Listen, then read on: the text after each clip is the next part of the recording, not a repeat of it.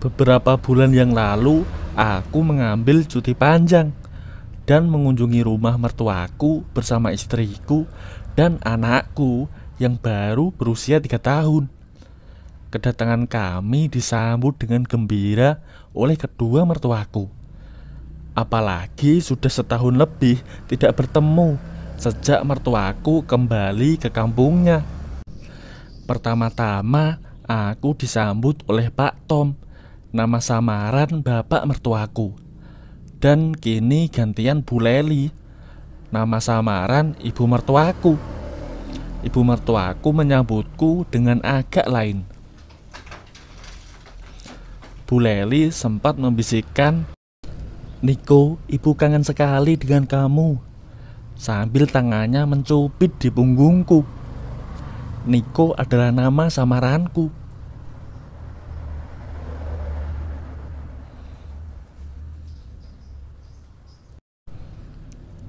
Dan untuk tidak mengecewakannya, ku balas bisikan dari ibu mertuaku itu.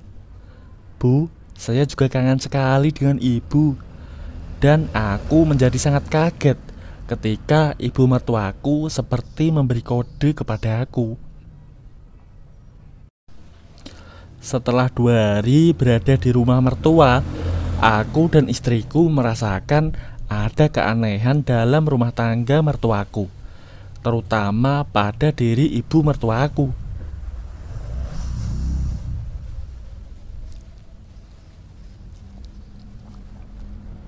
Ibu mertuaku selalu saja marah-marah kepada suaminya apabila ada hal-hal yang kurang berkenan. Sedangkan ayah mertuaku lebih pendiam serta tidak meladeni ibu mertuaku. Ketika beliau sedang marah-marah dan ayah mertuaku kelihatannya lebih senang menghabiskan waktunya di kebun apelnya.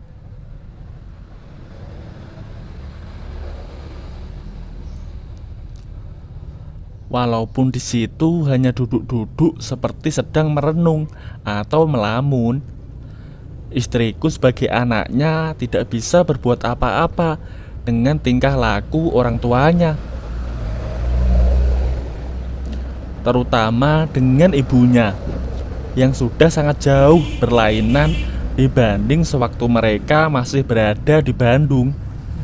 Kami berdua hanya bisa menduga-duga saja.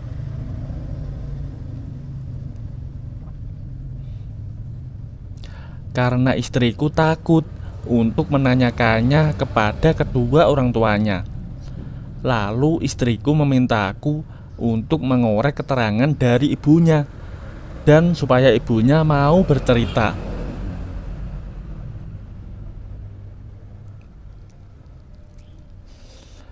Tentang masalah yang sedang dihadapinya. Maka istriku memintaku untuk menanyakan sewaktu ayahnya sedang ke kebun apelnya. Di pagi hari ketiga, setelah selesai sarapan pagi, istriku sambil membawa anakku pamitan kepada kedua orang tuanya untuk pergi mengunjungi budenya yang tidak terlalu jauh dari tempat ini, dan kalau bisa akan pulang sore nanti. "Loh, Regina," nama samaran istriku, "kok masmu nggak diajak?" tanya ibunya. "Lah nggak usah lah bu, biar Mas Niko nemenin bapak dan ibu, wong nggak lama saja kok," sahut istriku sambil mengedipkan matanya ke arahku. Dan aku tahu apa maksud kedipan matanya itu. Sedangkan ayahnya hanya berpesan pendek supaya hati-hati di jalan, karena hanya pergi dengan cucunya saja.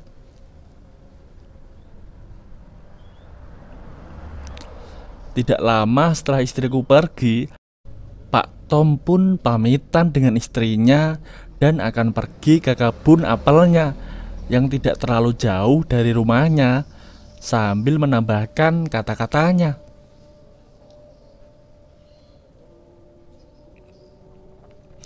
"Nak Niko, kalau nanti mau lihat-lihat kebun, Susul bapak saja ke sana, ucap bapak mertua kepadaku.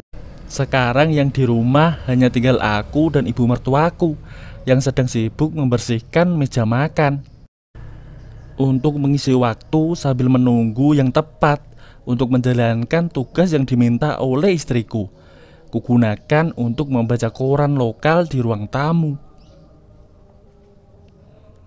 Entah sudah berapa lama aku membaca koran, yang pasti seluruh halaman sudah kubaca. Dan tiba-tiba aku dikagetkan dengan suara sesuatu yang jatuh, dan diikuti dengan suara mengaduh dari belakang. Dengan gerakan refleks, aku segera berlari menuju belakang sambil berteriak, "Bu, ada apa, Bu?" Dan dari dalam kamar tidurnya, ku dengar suara ibu mertuaku seperti kesakitan. "Nak Niko, tolong ibu." Ternyata ibu mertuaku terduduk di lantai dan sepertinya habis terjatuh dari bangku kecil di dekat lemari pakaian, sambil meringis dan mengaduh serta mengurut kakinya. Serta-merta ku bantu ibu mertuaku ke atas tempat tidurnya yang cukup lebar, dan sambil kutanya, "Bagian mana yang sakit, Bu?" kataku. Dan ibu mertuaku menjawab dengan wajah meringis seperti menahan rasa sakit. "Di sini," ucapnya sambil mengurut kaki kanan. Dia menunjukkan. Tanpa permisi, lalu ku bantu mengurut ibu mertuaku sambil kembali kutanya, "Bu, apa ada bagian lain yang sakit?" tanyaku. "Gak ada kok, Niko. Cuma di sepanjang kanan ini ada rasa sakit sedikit," jawabnya. "Oh, iya Nak Niko, tolong ambilkan minyak kayu putih di kamar ibu, biar enak ngurutnya." Aku segera mencari minyak yang dimaksud di meja rias. Dan alangkah kagetku ketika aku kembali dari mengambil minyak kayu putih itu. Kulihat ibu mertuaku jelas. Aku tertegun sejenak di dekat tempat tidur karena kaget melihatnya, dan mungkin karena aku agak ragu juga. Ibu mertuaku langsung saja berkata, "Ayolah Nak Niko, gak usah ragu-ragu. Kaki ibu terasa sakit sekali ini loh. Lagi pula dengan ibu mertua sendiri saja kok pakai sungkan. Tolong diurutkan ibu, kayaknya kaki ibu keseleo." Dengan perasaan penuh keraguan, ku urut pelan-pelan kaki kanannya. Yang terlihat ada tanda agak memar, memanjang, yang mungkin sewaktu terjatuh tadi terkena bangku yang dinaikinya. "Bagaimana, Bu? Bagian ini yang sakit?" "Betul Nak Niko." "Iya, yang itu. Tolong urutkan yang agak keras sedikit." Dan dengan patuh, segera saja ku ikuti permintaan dari ibu mertuaku. Setelah beberapa saat ku urut, yang kutanya sakit itu dari bawah ke atas. Ibu mertuaku berkata kembali, "Rasanya keseleo kaki ibu ini, Niko." "Nak Niko, tolong bantu ibu ya, biar agak mendingan dan tidak terasa sakit."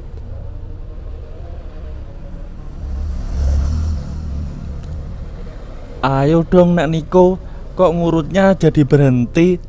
kata ibu mertuaku, sehingga membuatku tersadar. Iya Bu, maaf, tapi Bu," jawabku agak terbata-bata. Dan tanpa menyelesaikan perkataanku karena agak ragu, "Kenapa sih Nak Niko?" kata ibu mertuaku kembali. "Gak usah sungkan bantu ibu mertuamu ini." "Bu, saya," sahutku tanpa sadar dan tidak tahu apa yang harus kukatakan. "Iya Bu, ini ku bantu urut biar kaki ibu cepat sembuh." Kejadian yang tidak kuduga sama sekali ini begitu mengagetkanku, dan secara tidak sadar aku bergumam agak keras. "Bu, saya..." Dan belum sempat aku menyelesaikan kata-kataku, dari mulut ibu mertuaku terdengar, "Nak Niko, kok seperti anak kecil saja sih?" "Bu, saya gak enak kalau nanti bapak datang, jadi salah paham," sahutku, karena memang saat itu aku sungkan benar. "Nak Niko, bapak pulang untuk makan siang selalu jam 1 siang nanti. Tolong ibu, nak," terdengar seperti mengibah. "Ayolah nak Niko, tolongin ibu, nak." Ku dengar ibu mertuaku mengibah kembali, sehingga membuatku tersadar. "Bu, biar saya kunci pintunya dulu ya, biar tidak ada ayam masuk," pintaku, karena aku was-was kalau nanti ada yang masuk. Tetapi ibu mertuaku malah menjawab, "Nggak usah nak, selama ini nggak pernah ada ayam pagi-pagi masuk rumah ibu. Lakukan apa saja yang Nak Niko bisa. Ibu sudah lama sekali tidak pernah diurut, apalagi dengan keadaan kaki keseleo seperti ini. Ayah mertuamu pulangnya juga siang, dan dia pun belum tentu membantu ibu." "Iya bu, ini ku bantu biar kaki ibu segera cepat sembuh, agar bisa buat berjalan lagi," kataku. Entah sudah berapa lama aku mengurut mertuaku, tiba-tiba mertuaku mengagetkan diriku. "Niko, apakah kamu mau aku beri sesuatu?" Dan ku jawab, "Apa itu kalau saya boleh tahu?" "Sebentar ya, ibu ambilkan dulu sesuatunya." Aku penasaran dengan maksud ibu mertua. Tiba-tiba ibu mertuaku kembali sambil membawa barang yang dimaksud itu. "Ini Niko, kue apem dari ibu," sambil ditunjukkannya. "Apakah Niko suka makanan kue apem seperti ini? Kalau Niko suka, silahkan dicoba dulu. Bagaimana rasanya?" "Iya, Niko coba dulu ya bu," jawabku. Tidak menunggu lama, aku langsung melahap kue apem pemberian dari ibu mertuaku. "Pelan-pelan Niko, kamu makannya, pelan saja," ibu mengingatkanku. "Dinikmati dan dihabiskan sesuka hatimu."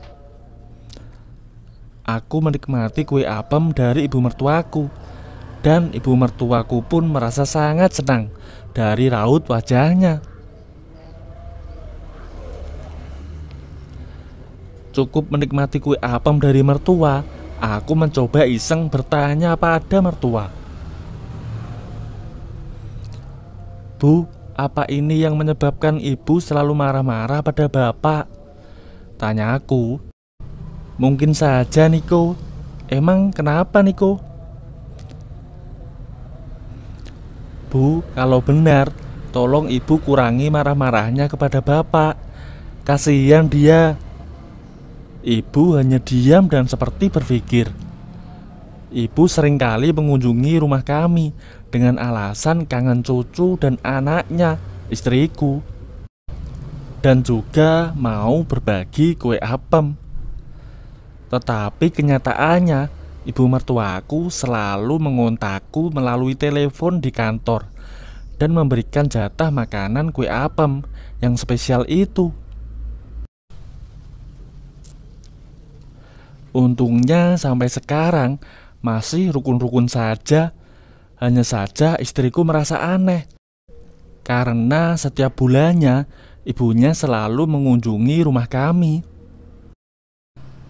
Gimana menurut kalian? Apa yang harus aku lakukan selanjutnya? Tulis komentar kalian di bawah dong.